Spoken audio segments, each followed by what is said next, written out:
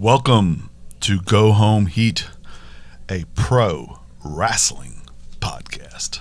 And this is going to be Impact and AEW Dynamite. And you watched Dark? I did not watch Dark this week. I watched a little bit of Dark. I will not say that it was... I don't not recommend it. Your world champion went 17 or so minutes with a guy that nobody knows his name. Eventually Taz was like, I get it, you're trying to prove a point.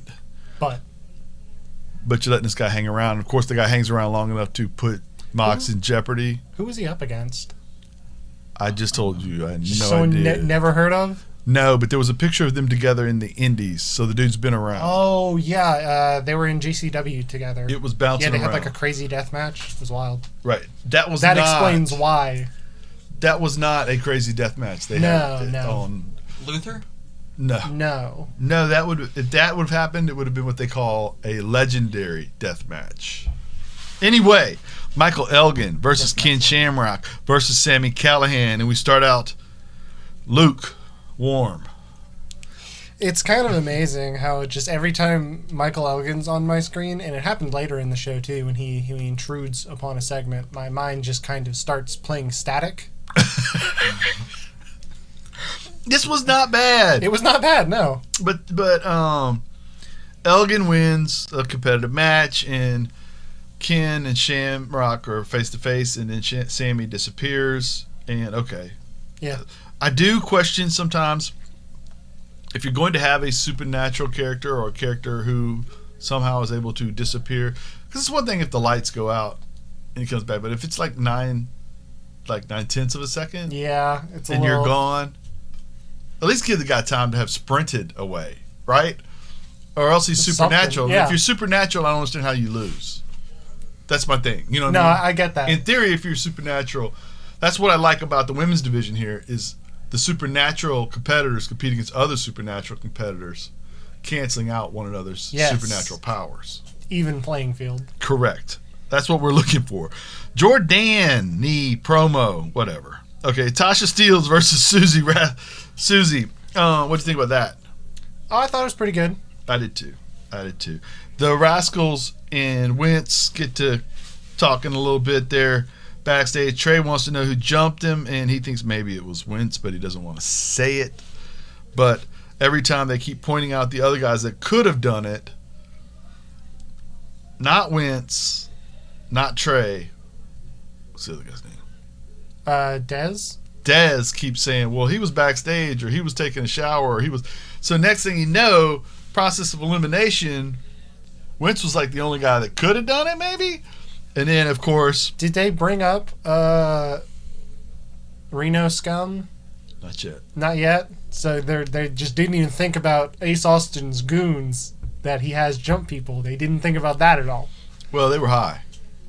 You know so what? the straight lines get crooked. Yes. Yes, okay. So, Alexander... Betrayal. Yeah. Alexander... yeah, because they're a little paranoid. They're paranoid, absolutely. Right, and hungry. Alexander and Paige show up because they are back in town, and he helps to plant that seed that maybe it was Wentz, and brings up that they may fail for the 18th time at winning the tag team belts, which was great. This whole segment was good. They do this so well.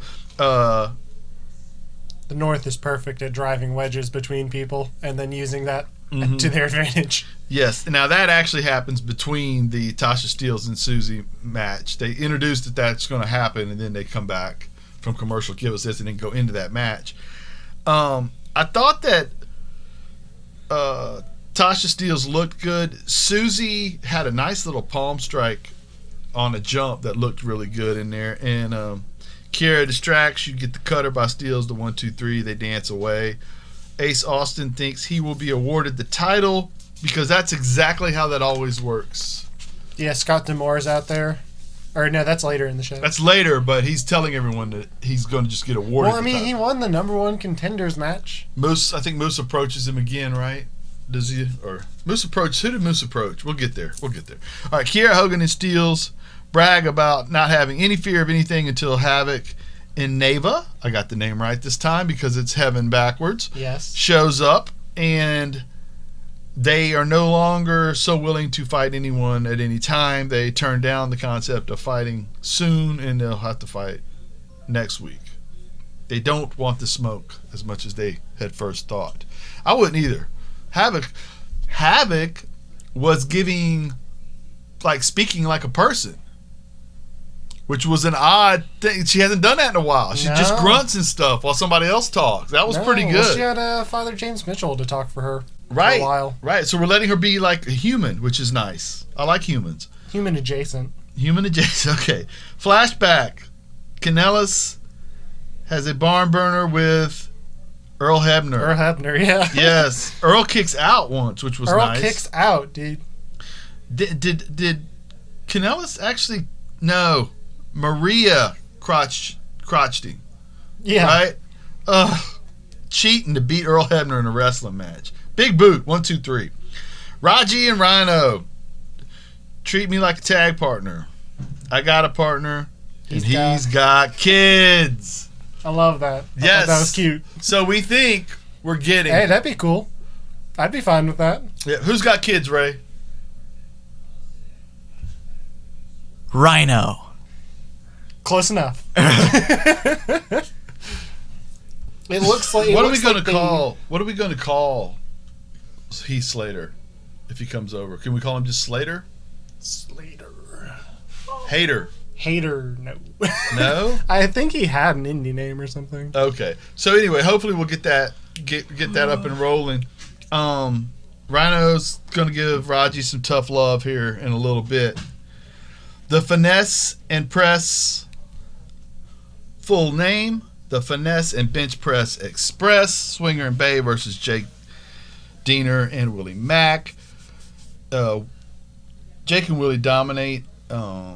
Swinger winds up saving Bay from outside of the ring. Willie winds up getting the cutter and the pin. Then the swingman attacks as they begin to get the upper hand. Cody Diener returns. I guess Canada has allowed people back in to come back here. They're with like sports visas, I think. I think that's been the exception. I think it was the flip-flop though, right?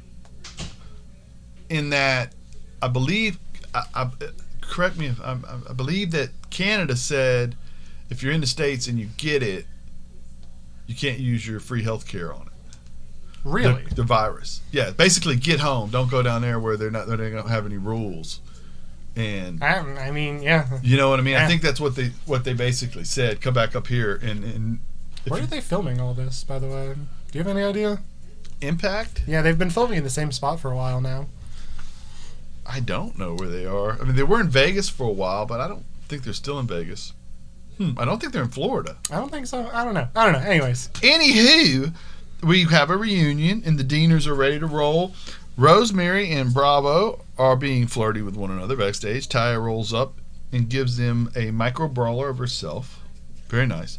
Rosemary says all three will be ringside, even though she and Johnny are two people. Yes. So her demons are coming. Yes. At least one of them. Scott Gilmore, because the main event is Taya versus Jordani Grace. Yes. So we're fired up about that. Scott Gilmore gets interrupted as he's announcing what he's going to do about the championship. Ace is there to get his championship handed to him. Because he has assumed that because Tessa's not there and he is the number one contender, that he will just automatically get the belt. Which is how that always works. Luckily, Michael Elgin comes out. Yes. And he just dominates this segment with overpowering charisma coming out like overpowering. It's amazing.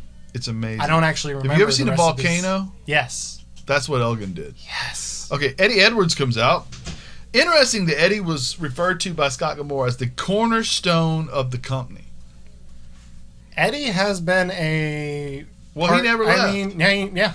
You know, when everybody else went to hire, other than Moose. I mean, he's been Moose around. Ring of Honor, though. But yeah. Yes. Where Eddie, I think he might be homegrown all the way around. Anyway. He wrestled, I don't know, actually, because he wrestled in Noah, Pro Wrestling Noah over in Japan. Okay. He might. Okay. Now, what we wind up with, though, is at Slammiversary, we're going to get a 5-way match with Tessa Eddie. Trey's going to get included because he got cheated out by getting jumped backstage.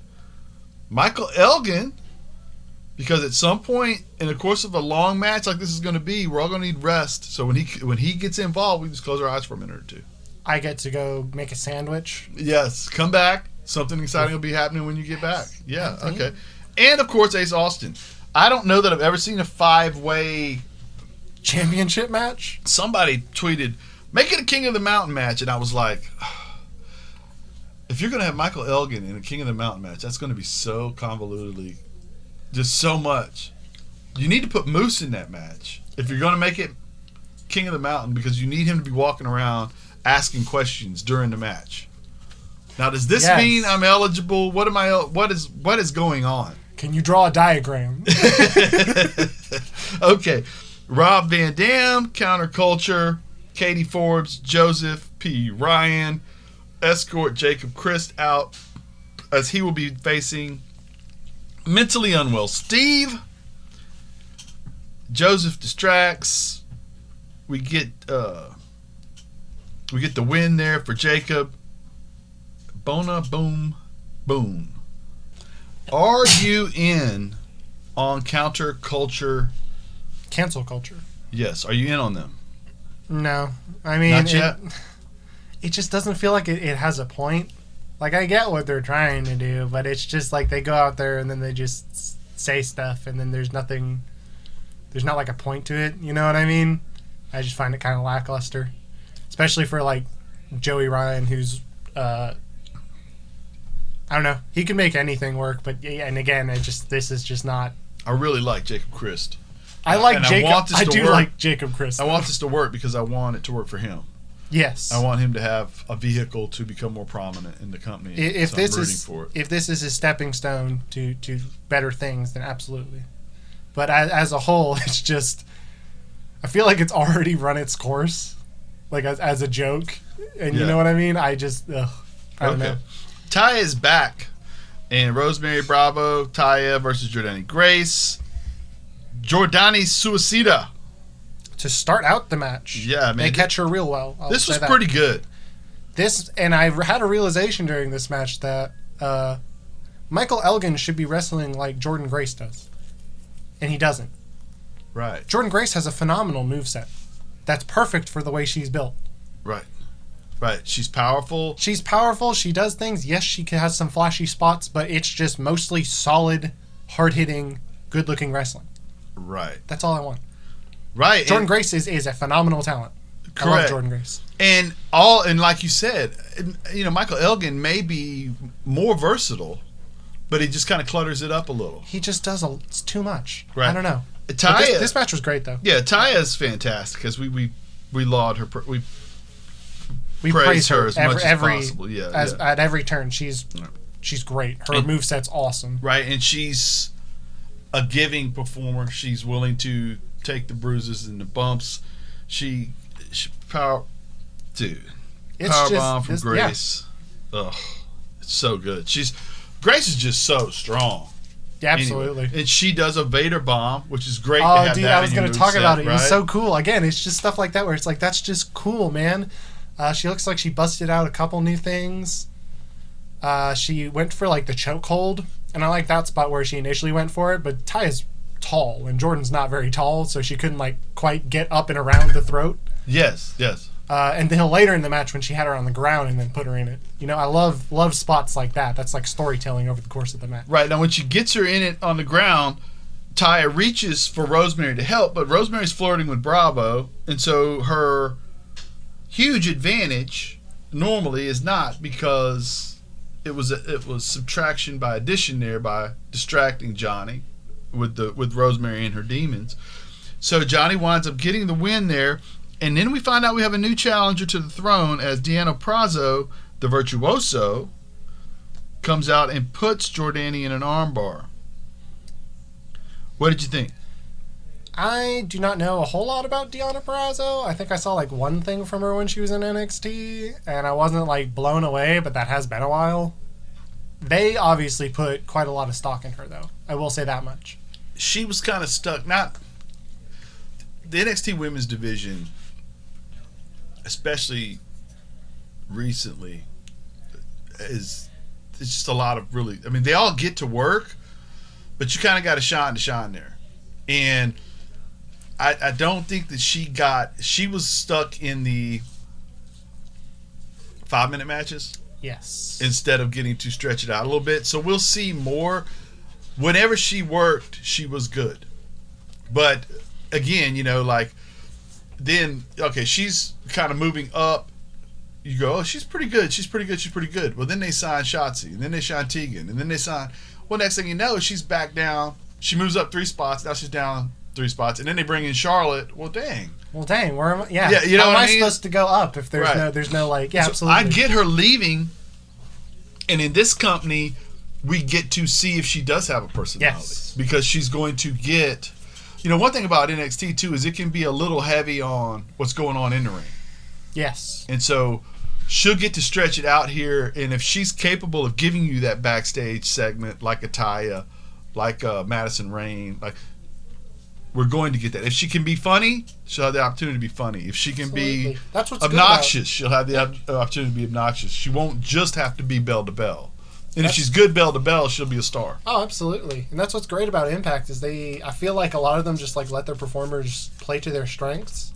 Absolutely. Like the way that Michael Elgin just manages to just be the biggest bore and snooze. They really let him stretch it out. Yes. Perfectly so. All right, on to AEW Dynamite. Dynamite starts out hot with the Butcher, the Blade, No Bunny. No Bunny. Versus FTR. Forever. The. No. Rules? Revolution? Friendly to. No. No. Follow the rules. Follow Yes. the rules is out there and ready to wrestle. This was I'm going to say something, and I don't think anybody else thought this. This was one of my favorite tag team wrestling matches I've seen in this company. You loved it. I loved it. It is That's so perfect. refreshing from what I have gotten, and you know what I mean. Like it's not. I get it. I don't dislike what I get. It's just This is more your speed, your style. oh so good, and I love. I haven't gotten. The Butcher and the Blade don't get to do that. No, they're great. They don't get to do. They have wrestled, not a lot, but they've wrestled enough on TV. I should know who they are, and now I know who they are. Yeah, I absolutely. This was an opponent that fit them really well. It took one commercial break, a wrestling match on both sides of it, for me to know who these guys are. Punk Rock Teddy Roosevelt Yes, yes. and Who has evidently been in jail a lot of his life. They just kept harking on the fact. Jericho was on commentary in this episode. Yes. And I love Jericho on commentary normally. This one time, I guess because there were 4 people in there, It felt a little much. he was making sure. I think, too, when people talk about how great you're doing at something, and they hype up that you're doing it again today, there can be, I don't want to say that Jericho feels pressure, but I do feel like he thought I need to carry this segment because I'm here and I'm not going to be here all night. Yes. And he filled up all empty space. And sometimes, like we've said before, sometimes it's about the notes you don't play. And he pause here and there would, because he stumbled on his. I stumble on my words. Yes. On this episode sometimes, other episodes a lot. Pretty good bit. I'm not great at this.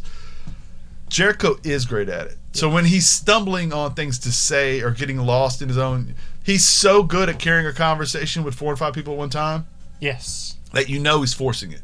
Yeah. You know what I mean? And it was so good. It was so good he didn't need to, but it's not like he heard it. It was so good. Yeah. You know what I mean? And so then they did wind up doing a little bit of cheating. A little. Not cheating, but stretching things. They did the follow the rules. Did do a dual jump. Yes. I forget what exactly that move was. It was. But cool, though. but anyway, it also kind of almost a thumb to the nose to what they were saying to them about themselves in a way. You know what I mean? It was cool, and I thought it was really well done. And then, of course, all of this momentum Well, the show gets ruined because the Young Bucks come out. You say that like you're not excited for that match. I'm not. You're not. Okay. Oh my God. Oh, I rolled my eyes when they walked out. Oh my God. At least they let Matt talk. Been carrying the business for 15 years. On their backs. On their They back. have been the most popular tag team for quite a lot of that time. For 15 years? For quite a lot of that time. I'd say for 10. 10 years. I don't know why they got really specific. Yeah, with I would have 15. said 10. 10 would have been the safer bet. Because I'd imagine around 15 years ago, that's 2005, I think they were coming out to Hanson's Mbop. Yeah, So, that may have been too early in their careers for them to be carrying the business or killing the business. they were What do you coming. think? What do you think, Kev, though? I like the Motor City Machine Guns. Yes. They wrestled them a long time ago. Yes. They wrestled the Briscoes quite a bit. Yes. And they're pretty good. Yeah. They had a thing with God, didn't they? With God? With, I think that was like Vince. Vince McMahon. with the Gorillas. Oh, okay. Yes. Okay.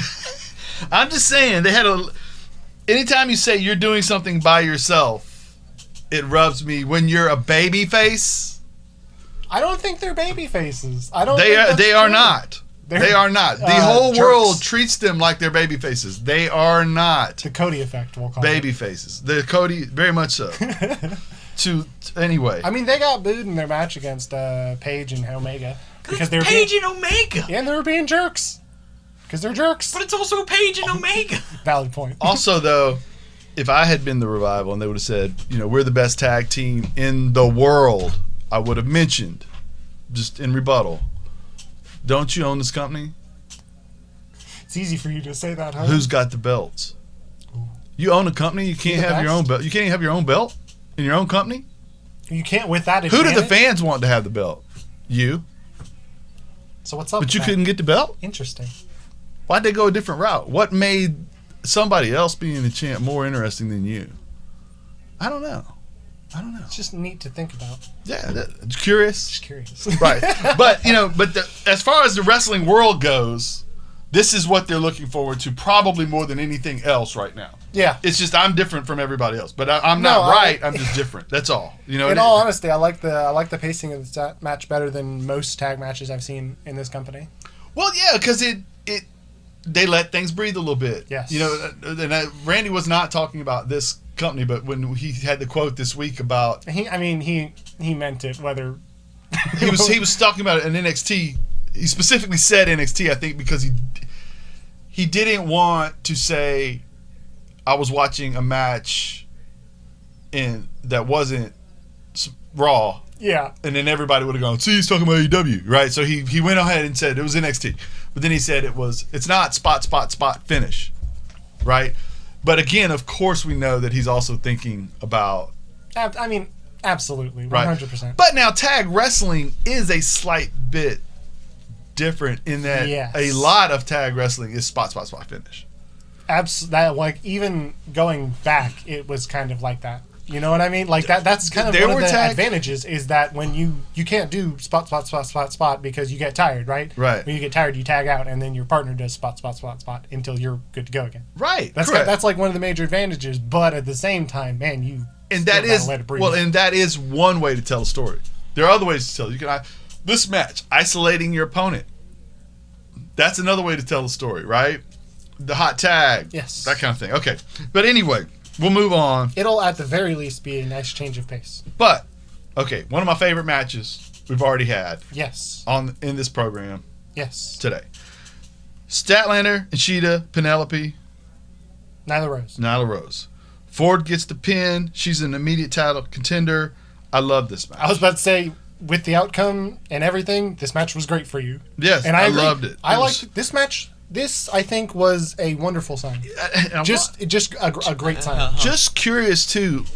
They had a match similar to this a couple weeks ago that was a cluster. Yes. What was the difference between the two matches? I'm trying to figure. I don't know. I think it is just minor improvements all around. Wait, there is all a of them. difference because one of the participants in the other match was yes. actually on the side. Yeah. Oh.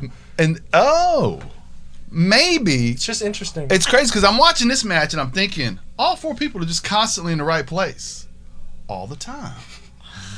When somebody turns to hit somebody, they're there. I don't have to run across the ring and do a springboard to come back and find them in order to do my cutter, and they're still in the wrong place. They're waiting for me. It was strange. I can't quite put. I think I know. But here's the thing. I can't quite put my finger on. Here's the thing. I will say here's again. the thing though. Here's the thing though. Penelope, she needs work. Penelope still needs work. I agree with that to an extent. Wait, no, I was. But- I was. I mean, sorry, I was You're just. good. out of those, yeah, she could use like a little more work with like crispness, but everything's there. It's just practice, and I feel that way for all these women, and I feel like they all have done that practice and look much better. Sheeta looked great. Yes. In this match. Statlander looked. Statlander didn't miss in this match. Not sloppy at all. Rose didn't miss in this match. The double knee drop. It's just like this match was great. I'm telling you, there's addition by subtraction going on in this business. Yes. And we need to move somebody into that role of manager. Yes. On Dark. Woof. Oh, somewhere. Okay, now, best friends and Orange Cassidy. Okay, so we got 2 matches. Loved them. Great match. Best friends, Orange Cassidy, Pride, Powerful, and Hagar. Again, very good wrestling. Cassidy gets a pin on Ortiz. Why must my favorite tag team lose? That's a good question. But Jericho comes out because stop me if you've heard this before. The Inner Circle loses the battle, but wins the evening's war. Yes. By bludgeoning Orange Cassidy with oranges because it's Florida, so they're readily available. And I love that. Just like conceptually. Yes. Just him getting beat up with oranges. Mm-hmm. Oh, God, who was it? I think it was JR. I texted it in the group chat, and JR said it like immediately afterwards. That was like, they juiced him. Yes. Yes. But this was very good, and the whole story as well, and I don't think we're done with this. No. By any means. And I'm assuming we go to Cassidy Jericho at some point. Yes. That's where I think this is all going in. The Friends and Pride and the Powerful, and then I guess Sammy's going to be in some weird thing with Matt, which is fine. Right, and then Hagar's going to move on to... We'll get there. We'll get there. Skateboard segment was somewhere in here. I don't remember exactly where, but it was cool to watch him try to hit that spot off the ladder. Dude, I like how he did it when he like put his coat on. Like he got all dressed up and then he did it. Well, right.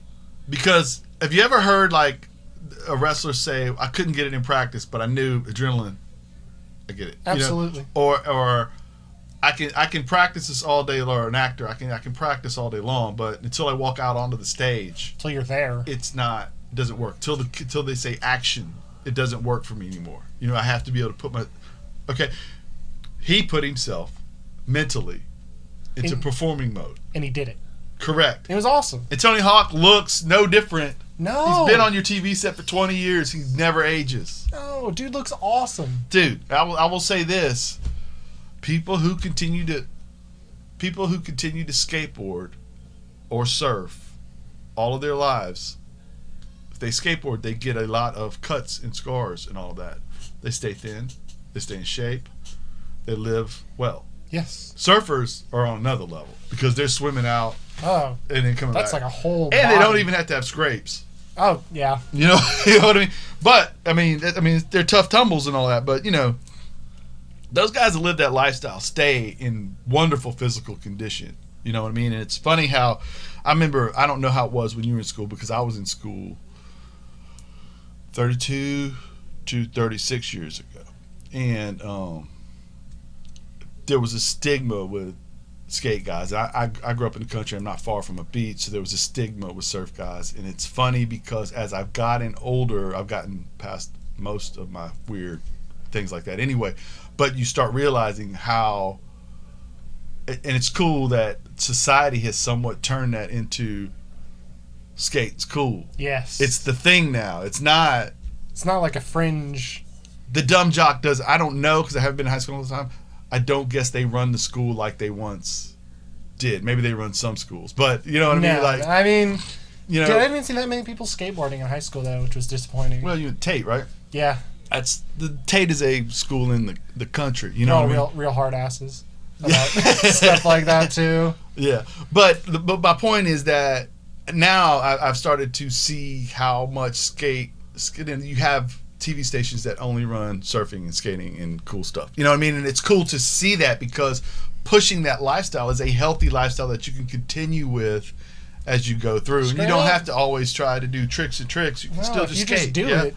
Absolutely. Yeah, absolutely. Okay. Was there something about like a wrestling show that we were talking about? Sammy Guevara is coming out to wrestle yeah. Colt Cabana. Another good match. Another good match. I wish I got to design Sammy's matches because I'd have him do a couple of things different here and there, but this was really good. And he is so skilled. Like, just the way he did. He did a flip in there where he kept his legs tucked. And I don't even know that he jumped. It was almost like he flipped without his head level rising. Did you see that spot? I kind of know what spot you're He talking got about. over so quick. I was like, what? It's unreal. Yeah, I don't know. He is something special. Already, he's like, what, 24 maybe? You know what else happened in this match? He won. What? Dude. Yeah. He won a match. Wait, who'd you say is 24? Sammy? No, he's like 30. 26. He's 26. Sammy's not 36. No, I said he's 30. No. No. Google it. Let's see what it is. We'll go on while you're Googling. Cody versus Marquez Quinn. 26. 26. I said 26. I said 26. Okay. I thought JR said he was very much older. No. That JR, might be because JR is older. Where you're getting mixed up is they said he was 26, and I said everybody's been talking about this guy like he's 19. 26 for a pro wrestler, isn't it? He's young, but he ain't. He's not. Super, Right. Yeah. Right. But don't get me wrong. But, I mean, he's good at his physical prime in this sport, yeah. Oof. as not a sport, is as a performance art, is 30 to 36. So he's still got 4 years before he gets into. I know how to pace this perfectly. I know how to create. He's already so good. Correct. Which is what blows me away. It's like when he gets to that point, how good is he going to be, especially under Jericho's tutelage? Absolutely. Yes. Absolutely. Now, this next match, we said Cody, Marcus Quinn. Quinn was asked to sell an injury. Boy, did he do it well. I thought the selling, because I was, like, every time there's an injury like that, I always get worried that they're basically just going to, like, completely ignore it after a certain point in the match. But it felt like he was powering through it because of the opportunity that he was given. Like, he realized that this was his one shot, so he was just pushing himself to do stuff like that. Like, I felt it. Again, when you're talking about a guy physically gifted. Yes. He was able to sell a hurt ankle while jumping over the top rope and landing on Cody. So he limped to the top rope. Not limp, but enough that you knew he had a problem. Pushed off funny, but still cleared the rope, no problem, and landed on Cody. That's high level. You know what I mean? Like, absolutely. Even really coordinated guys will ignore the fact that they're hurt for 2 strides while they jump, then land and grab the ankle. He did it all the way through the move. It was great. Incredible. Then he hits the frog splash onto the walkway. Yeah. And then he has Cody dead to rights, but Cody knows he's going for the 450, and Cody grabs the ankle lock after the 450 splash, and that looked like an ouchie move because then he takes it from a hand version of an ankle lock to where he hooked the leg with one leg and then pushed it forward with the other, and that looked painful. Vicious. I wrote ouchie. Ouchie. Which is what it looked like to me. The match was not overbooked. No, oh my It God! was This was incredibly my well favorite done. Cody match in a while, where it was just wrestling. It was just good wrestling with a good story, and I felt it. Right. Which Felt it. which shows to me that Mark Quinn helped with the writing of this match. Mark Quinn was like, "Hey, listen, I read the script, and I read this whole part where you start blading. I'll take out like some of my pay grade if I like. Listen, I'll give you $20 straight cash right now if you don't blade in this match. $20 cash if you don't wave your face in This part front where of the you camera. blade. What if I just limp instead? Sounds good, man. Sounds good. Nice. Somebody needed to be injured. Dude, this match was great though. This match was awesome. Now, another thing is, too, if the purpose of this belt is to elevate guys that don't get championship opportunities, regardless of whether or not that match was overbooked, it was fun last week. Yes. And it was good. And you have elevated, and the story you've been telling, with as much as Cody can be whatever in that you feel one way about him, I feel a little bit a different way about him. But either way, we kind of meet in the middle on he could dial a little bit of it back, but he is good. Yes. What he's managing to do here is wrestle guys that don't get these opportunities. He told the story leading through the tournament of I'm a tough guy. And even though I lose, he wasn't losing a lot, but he was willing to take punishment to give punishment. Now, in these matches, he's been relegated to being behind in the match. Yes. Multiple times. And he goes over because I can outlast you. He told the story of I'm going to work every week and you're going to see who I am as a person in these matches because I'm not Dusty. I'm not Dustin. I'm not the guy that was given all the talent. I'm my mom. She was tough. He out-toughed this kid right here. Yes. And if you're going to do that, he's in a perfect spot to elevate guys that aren't superstars into being superstars. Then we get Hagar and company come out and they attack. Matt Hardy came out before that to kind of, be happy. And then, so the Matt Hardy, Private Party, Cody deal with the Inner Circle again. And when they clear the ring, Cody says, look, I think I know what you want. You're on at Fyter Fest. Great, right? Him versus Sammy, yeah. Sammy, Jake Hager. By the way, if you wanted to trade Arn and Brandy for Matt Hardy and the Private Party and give me that as a faction with Cody playing off of those guys as a straight man to Matt and the Private Parties having fun, I'm all in. Now, I don't know that Brandy be all in to go from active wrestler, championship contender to just a manager to nothing. Chief brand officer. but I would be all in on that. And I thought this was a great episode. I saw so much good wrestling on this show. I know. Yes. I was just so blown. At the end of the night, I was like, dude, all the wrestling I watched was great. The whole night was entertaining. Awesome. Right. It was just a great episode. Really well done. I had a good week with wrestling. Yes. You did too. Good. Dude, Fyter Fest is coming up. I'm kind of excited. Yes, and I'm going to have an even better week next week. Tell us about next week. New Japan, Jared. New Japan is returning. I think they're having at least a handful of empty arena shows before they have people in there. They have Korakuen Hall at like 1/3 capacity when there will be fans. But they're back. They're having their first event on the 15th. They're going to be starting the New Japan Cup, which is super exciting. And the G for Goto stands for New Japan Cup. Yes. That's exactly what I'm talking about. That reminds me when you were doing the FTR thing, I was gonna say FTR stands for double or nothing. Yes. But okay, I think when is Fyter Fest? Fyter Fest is, I think, the first couple weeks in Okay, so we got a little July? bit. So Yeah. next week starts New Japan for us, and then we'll have even more to talk about. Yes. Absolutely. Yes, I'm so excited. Yes. New Japan Cup. They had a handful of guys that were stuck in other countries, so they just replaced them with there's some of the juniors. Yeah. And so the matches just look awesome. Like Ishii versus El Desperado is one of the first round matches. Yes. I circled So that one. hyped. I circled that. Yes. One. I forget who Goto was with the first match. I remember thinking those two matches were really. Because some of the first round matches, it's a first round tournament. He's with Yujiro Takahashi, who I don't think is the person you might be thinking of. Oh. Yujiro is the guy who takes pins for Bullet Club. Oh. That might actually be an okay match, Yeah, though, because yeah, Yujiro's not bad. He's just, that's his job, you know what I mean? Right, correct. Okay, cool. Now, great week for Ray, for New Japan Jared, who gets to really be New Japan Jared next week. After so long. Yes. NWA can't be that far away from doing something either. Yes, I'm so excited. Then we'll be able to really kind of dig into some stuff here. Now, great week. Thank you so much. Copyright 2020. Go home.